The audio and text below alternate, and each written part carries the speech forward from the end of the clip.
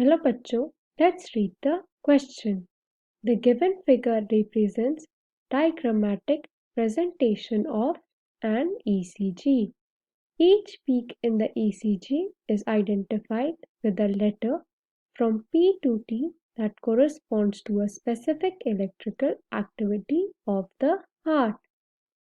Which of the following letter shows the incorrect activity of heart? Option 1, QRS, depolarization of the ventricles. Option 2, R wave, marks the beginning of the systole. Option 3, P, electrical excitation or depolarization of the atria. And option 4, T wave, return of the ventricles from excited to normal state, repolarization. तो इस question में हमें बताना है कि according to the diagram represented जो हमारे P to E waves होती है वो हमारे करेक्टली मैच है to the activity of the heart. So key concept for this question is ECG wave. तो पहले हम समझेंगे कि ECG वेव होता क्या है. सो ECG की फुल फॉर्म होती है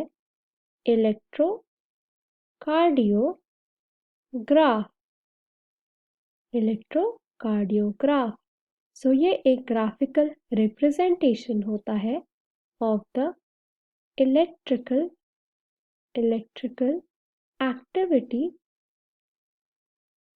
activity of the heart during the cardiac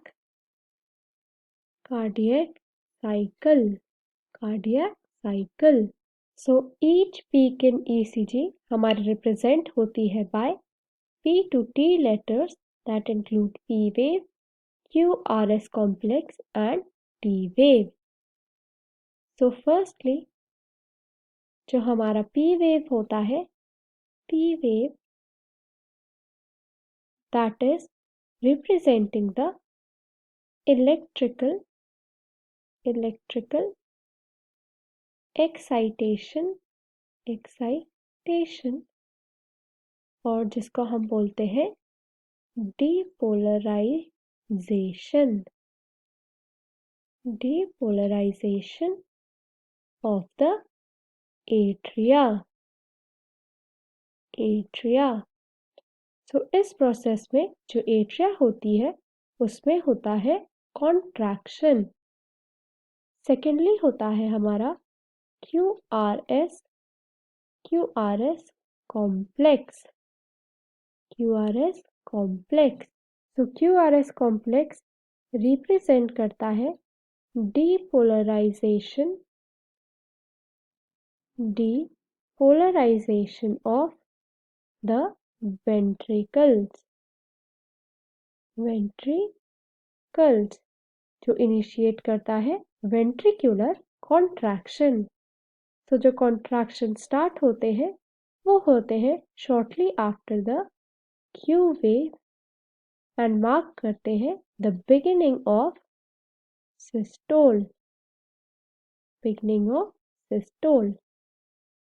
and thirdly जो हमारी T वेव होती है, T वेव ये रिप्रेजेंट करती है the return of ventricles from excited to normal state, that is repolarization of the ventricles. So जो हमारा एंड होता है ऑफ द टी वेव ये हमारा मार्क करता है end of systole. So QRS depolarization of ventricles, this statement is correct. R wave marks the beginning of systole, this statement is incorrect क्योंकि जो हमारी Q wave होती है वो मार्क करती है the beginning of systole. P wave electrical excitation or depolarization of the atria is also correct. And T wave return of the ventricles from excited to normal state, repolarization is also correct.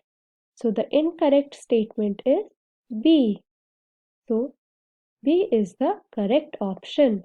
I hope you understood the question well. Best of luck.